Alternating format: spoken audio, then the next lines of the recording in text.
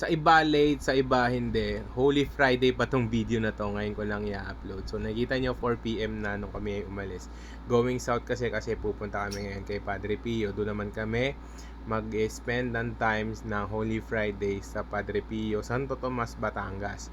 So yung iba kasi is nagsiswimming, nagpa-family bonding. Kami kasi is nag-church going kami ng mga Thursday tsaka ng Friday. Nakita nyo naman. So makikita nyo yung asawa ko dito. Ayan na.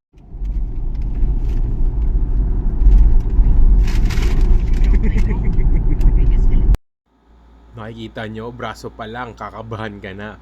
Paghawas pa lang sa mga kamay mo, kabahan ka na. So, wag mong galitin ng asawa mong gutom, o, di ba? So, nandito na kami ngayon. 4:50 na, napakabilis ng biyahe, 1 hour lang. Pero kasi syempre, expressway tayo, tapos Star Tollway. 5:02 na, nandito na ako. Pero hindi naman to traffic. So, kala ko kasi nung una, parang traffic dito na magpa-park. Pero inisip ko, sige, try natin hanggang dulo kasi malayo at pay parking kasi yung mga bahay dito. Pero syempre dito ako nagpa-park niyan. Pag doon ako galing sa may entrada ng Padre Pio, lagpasan nyo lang ng ilang meters, dito yung bagong parking ng Padre Pio, Santo Tomas, Batangas. So madaming parking pa dito. So syempre dito nagpanil lang doon sa mga pay parking. Kalo kasi traffic talaga. So nakita nyo, onti lang ng mga nandito ngayon ng Holy Friday. Pero kahit pa paano, marami pa rin nagpupunta para lang magdasal, magnilay-nilay, kausapin si Lord dito. Ayan. So, syempre, yung iba naman is nasa vacation. Hindi natin sila masisisi kasi yung iba ngayon lang talaga nagkakabanding ang bawat family. Ayan. Kung nakikita nyo, madami nagpipicture taking, nagvi-video. Isa na ako doon sa mga nagvi-video na yan. So, kasama ko si Ram, si Mama, si Ayla katabi ko.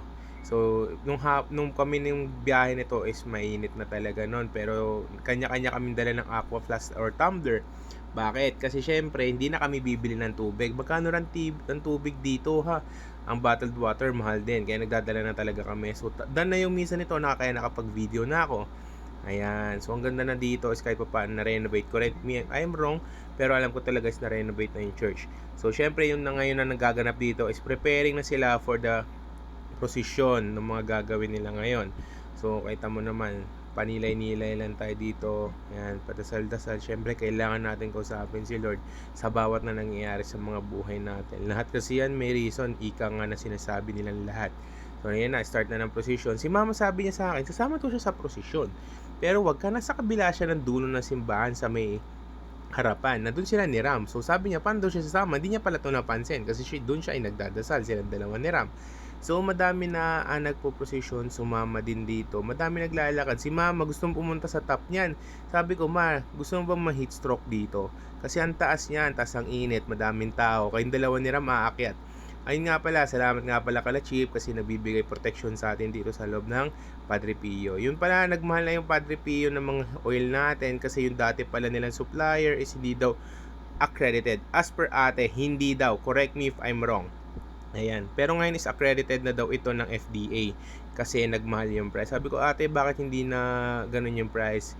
Kasi registered na daw ito ng FDA. Yung kanilang supplier nitong mga oil. Ayan. So, bumibili kasi kami dito pang hilot sa akin ni Rizali. So, pasok na dito yung ating prosesyon. So, nakikita nyo naman, yung iba pagod. Lahat talaga nagtsatsaga, nagtitiis na ginagawa nila tong mga to. So, sinasabi ng iba, baka sinasamba na naman yung mga rebulto. Ito ay gabay lamang. Ito lang man ay ating imahe na alalahanin yung ating si Jesus or si Lord. So, syempre, kailangan natin yan inilay-nilay. Hindi naman pagkakasabing rebulto sinasamba ng rebulto. Di ba pwedeng dyan lang tayo naggagabay, dyan lang tayo kumukuha, dyan natin tinatawag nito yung iniisip, isinasa puso yung pagpipray natin ng mga Katoliko. Correct me if I'm wrong, madami tayong belief, madaming sinasabi sa Bible ng ganito, pero respect each other on their beliefs, on their tawag nito, yung kanilang mga tungkol sa simbahan. So sila Father nakabalik na dito. Nakita mo lahat sila dito is nagtsatsaga. Yung nagtataka pala bakit ganito ako magsalita, hindi po ako gumagawa ng script. On the spot po itong sinasabi ko kung ano nakita ko sa video ko. Ayoko ko po kasi ng script kasi nga nagiging scripted. So dito tayo ngayon sa may Corn Street. So inisip ko, sabi ko yung kabataan ko, favorite ko talaga itong mais. Kahit may gout ako, titiisin ko kasi gusto kong kumain ng mais na may cheese, na may matamis. Yung binili ko is yung tinatawag nilang ganito. Yung pinakamalaki, syempre, kanino pa? Edi kay Godzilla Ayla. So, yung pinakamaliit, syempre, yung kay Mama. Yung malaki naman na medium, yun yung kay Ramsey. Nakikita mo ginagawa nila dito. Yung si kuya siya yung nagtatanggal. Tapos dito nila nilalagay sa mainit talaga yan, promise. Napakainit nito. Freshly made. Dito din ako nakain na sobrang sarap ng mais na ganito, promise. Kasi mura na, masarap pa, fresh pa. At nakikita mo kung paano ginagawa. Pero para sa akin, kanya-kanyang trip yan. Hindi kasi ako yung content creator na magsasabi na saan masarap, saan pinipilahan, doon tayo magpunta. Lintik ng mga katagang yan. So dito ka lahat tama, smoke feels. Dito ang kanilang mais. So kilalahati ko to, kahit may gout tayo, kailangan natin tiisin. Bakit? Gusto natin to masarap yan. At minsan lang naman, ika nga. First bite. Godzilla, Ayla, kakain na yan. Ayan. Yung in-order niya, yung malaki. Tapos yung kay Mama Small lang, natataka si Mama kung ano daw meron sa kabila. Sabi ko kay Ram, tara bumaba tayo, dun tayo kumain. Bukid Pills. Nakikita nyo naman. Dito na kami kumain ng anak ko, syempre, para ma-experience niya, hindi lalagi na sa kotse, naka-aircon, pangit nun, boring. Mga kids these days, mga, alam mo na, sarap na sarap siya, kasi pinapatikim ko kung ano naman yung feeling ko na okay at safe. Sila Mama tsaka si Ayla, nandun yung sa loob ng kotse, kami lang ni Ram ay nandito sa tapat. Yan lang sila ate. Okay yan, bumili kayo, sabi ko Ram, subuhan mo ko tikman. Mapapa-thumbs up ka sa sarap dahil mura na, masarap pa. Pag sinabi ko yan, totoo. Hindi ako nang bobola dito sa channel ko. So, syempre, pauwi na kami. Yan, dito na ako dumaan kasi dito na ulit ako papasok sa Santo Tomas exit. Yan, dito na. Expressway na kami. So, yun lang.